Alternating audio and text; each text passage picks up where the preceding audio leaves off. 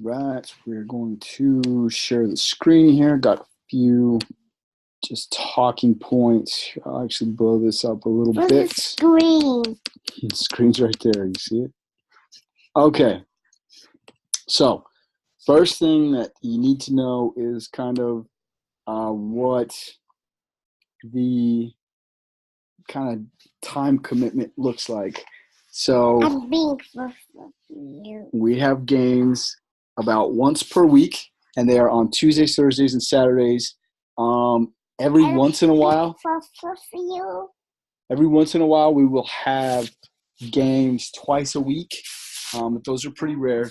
But we will be scheduled on either a Tuesday, Thursday, or Saturday evening. And then, as you can see, the schedule starts on April 23rd. So they actually released the schedule by April 9th. So we will know with a decent amount of time when exactly the games are going to be and when they're scheduled and whatnot. So I think people kind of want to know a little bit about like what the competition level is, kind of versus having a good time. I guess the way I view it, I tend to be more of the let's do this and have fun. I would imagine, there may be some people on the team that want to be a little bit more competitive. I know that if you're playing a sport and you're not in a situation maybe where you're not doing so well, you may not be having very much fun. So we definitely want to have fun, but at the same time, we want to put you in a position to succeed. We want to put you in a position where you're safe. So I guess in everything that we'll be doing, we'll be wanting to make sure that, people are just safe and comfortable above all else. But again, I don't know that we're wanting to be like super competitive and, want to have each other's backs. We're all going to make outs. I'm definitely going to make outs, make mistakes out in the field. Definitely plan on striking out, swinging a few times, in slow pitch softball. So, these are definitely all things that are going to happen. So in terms of equipment, kind of the good news is we have gloves. One of the board members is a person that I work with, and we've been talking about, she's been asking me about doing a church softball league team, and she told me pretty much from the get-go if I did one, that she has a lost and found in her trunk. So she gave me gloves, she gave me game balls, but what we need are practice balls and we need bats. I believe we have a person who's interested that already has a bat. Might be nice to get, one more bat. So keep that in mind. If you're like, I'm not wanting to play because I don't have any equipment, we've got some equipment. So don't let that be the thing that stops you. So kind of some important softball rules here I wanted to go over. Believe it or not, the rules are 2 or 3 pages long, single space. So there's some stuff there. I've reviewed them once or twice. Haven't had a chance to review them all in great detail, but starting to get a feel for them.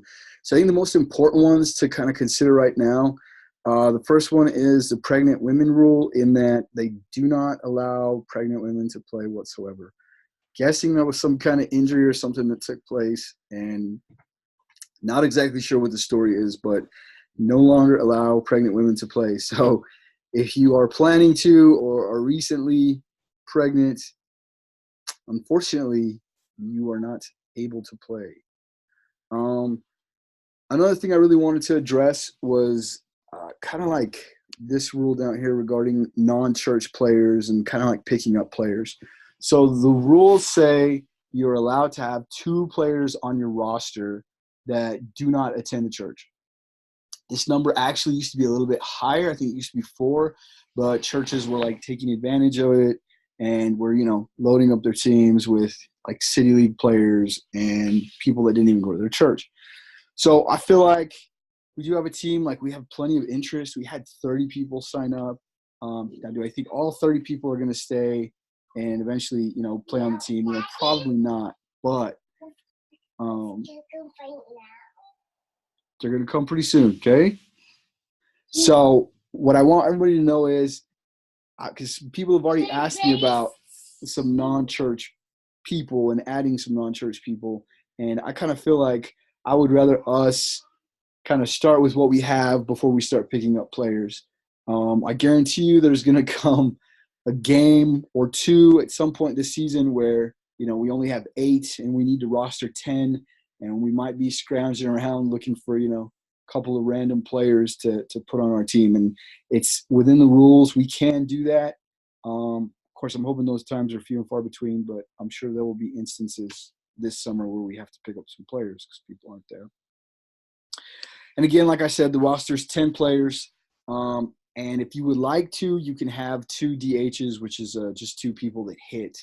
They don't necessarily play in the field.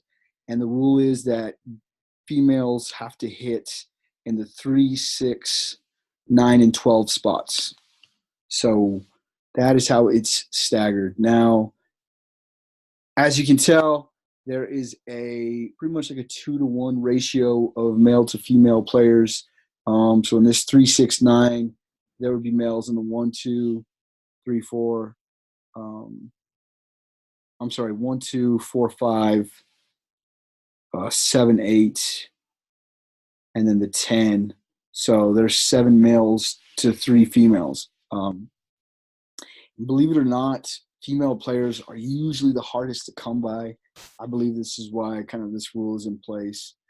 If we do wind up playing with the 2 DHs, then the female batter bats in the 12 spot. So it's possible, though. We had a decent amount of female players sign up, which is a wonderful thing. And if there's ever a time, where we got 5 females and 5 guys, then that's, who we're putting on the field. And again, according to the rules, we're perfectly in our rights to do that. So obviously, as it is church league, they look down on taunting. I think they look down on taunting even in like city league and stuff like that. But if you are taunting excessively, that could potentially be a forfeit for us. So I would ask everyone to please refrain from the taunting. I know it's tempting to, want to just taunt somebody after you catch their fly ball or something like that. But remember, the game is on the line. So another rule is that we have to have lineups turned in 10 minutes prior to game time. Now, the reason I kind of wanted to bring this up now, and I will probably say it several times, whoever it is that's in charge of the lineup, it can be extremely stressful if people are running late or if you're not hearing from people and you don't know whether or not they're going to show up. So please try your best to just communicate. If you are planning on being at the game, please try to be early, try to be there at the time that we agree on as a team, just so that way whoever it is that's in charge of the lineup isn't worried about, oh my gosh, I'm going to turn this lineup and the person's not even here. It's a bad situation. It's a tough situation to be in. So I understand that life definitely happens. Stuff can come up right before a game happens or something like that, but just please try to be in communication with us and especially whoever's in charge of the lineup for that game. So the fun part that everybody is excited about. So obviously, I'm sure everybody's kind of figured out by now that it's not free to play in the league, unfortunately. It's actually quite expensive. It's more expensive than it has been in years past. And the reason for that is because in years past, they've had you pay just something like $500 to $600 up front. And then each team's responsible to pay the umps cash at every single game. What was happening was churches were having a hard time bringing the cash to every single game. So the league was putting up the money to pay these umps and was just keeping track, and churches were supposed to pay them at the end of the season. Well, they got to the end of the season, the leagues had incurred, some debt as a result of paying the umpires, and some churches stiffed them on that bill. So the league has decided they are not going to do that again, so everything must be paid up front. So this cost right here is all the league expenses, paying the scorekeepers and paying the umpires up front. Now, $800, pretty decent chunk of change. And on top of that, 200 of it is due by April 9th. So, fortunately, I don't have $800 to just put up. I don't know if anybody listening has $800 to just put up, but So we are probably going to have to do some fundraising. Um, so what that will entail is we got several options for that, obviously.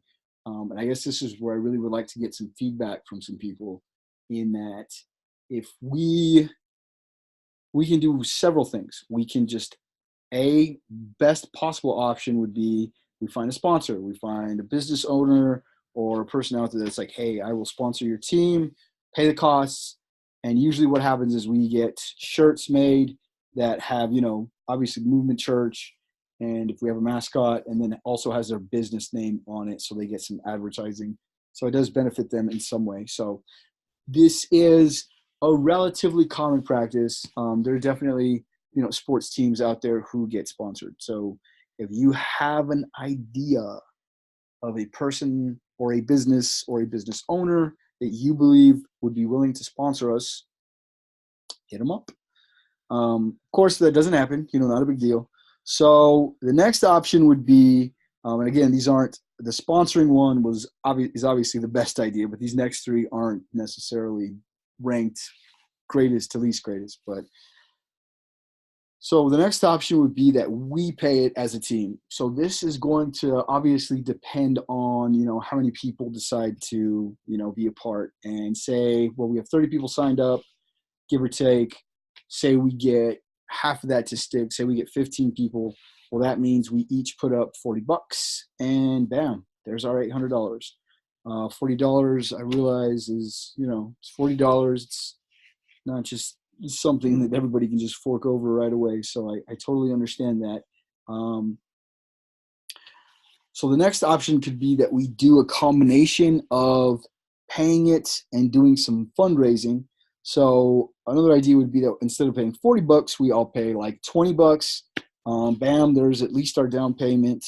I think that would actually give us $300 or so. And my math is just not very good right now. But either way, it would be kind of like a combination, and then we do some type of fundraiser. And of course, the last option is fundraising, just 100% of all the money. Now, of course, pros and cons with us paying versus fundraising, right? We pay it as players out of our pockets. We are giving of our resources and our money, but we're saving a bunch of time. So that's kind of nice. Also saving some manual labor, some elbow grease. On the other hand, if we fundraise, we are saving money potentially, but it is possible that it's going to cost us a lot of time and a lot more effort than just handing over some cash. So I would love to hear, anybody that has an idea regarding fundraisers. I've grown up in this community, done a lot of church fundraisers over the years. What I have found to be the most successful fundraiser here in this town is doing like enchilada dinners. Enchiladas sell really well. Everybody loves enchiladas. They're relatively cheap to make also. And you could sell, a plate of enchiladas for like $7. Doesn't cost that much to make it, So that is a nice thing. I do have a connection with another church that would let us use their kitchen for free. So that's kind of nice. The thing about that is, though, with doing enchilada dinners, they can make a decent amount of money, but a decent amount of work. We'd all have to commit to like at least, a few hours on a day. We get together, we get in the kitchen, we cook, we put some plates together, we deliver the plates, plus selling tickets. Plus, we'd also have to probably use some of our financial resources to buy some of the food up front. So again, fundraising, I don't know if it actually winds up costing you less in the long run, but yeah, I don't know. Would love to hear some ideas regarding this. So very open to any ideas. So I guess lastly, now that you kind of have, some ideas of what, the logistics and everything are going to look like, I would love to know, where you stand. If you feel like, hey, I still want to be a part, but I'm still not 100% sure, that's totally fine. You don't have to say right now, like, I am definitely 100% committed, but at least tell us if you want to pass. And it'd be good to know that, so that way I could take your number off the group text message list, and so we don't keep sending you emails, kind of keep harassing you when you really don't necessarily want to do it. So I guess based on this information, I'll, kind of love to hear from everybody where you stand. And the next thing we would like to do is kind of get together and have like a first practice. I know it's spring break week this upcoming week, so I don't know if people are going to be out of town or in town, or if this opens up people's schedules, but it'd be good to hear from some people about some good times to schedule a practice. So we would also like to, I forgot to mention that, we would also like to do batting practice. Maybe not quite once a week, maybe once every couple weeks, just to kind of practice like during the season as well. So BP, once a week, game once a week, that's what the time commitment's looking like. Games usually last about an hour. So anyhow, hope this helps answer any questions. Any other questions come up, feel free to shoot me a text message or email or give me a call, whatever you would like. And looking forward to hearing back from people regarding where they stand in terms of sticking with it or ducking out. And of course, would love to hear people's feedback on, hey, Jared, let's definitely fundraise more than put up our own money, or hey, let's just pay the 40, 50 bucks per player to get this 800 bucks knocked out, so we don't have to spend a bunch of time doing fundraising. So let me know what you think. And hope you have an amazing evening, and hope to hear from you soon. Take care.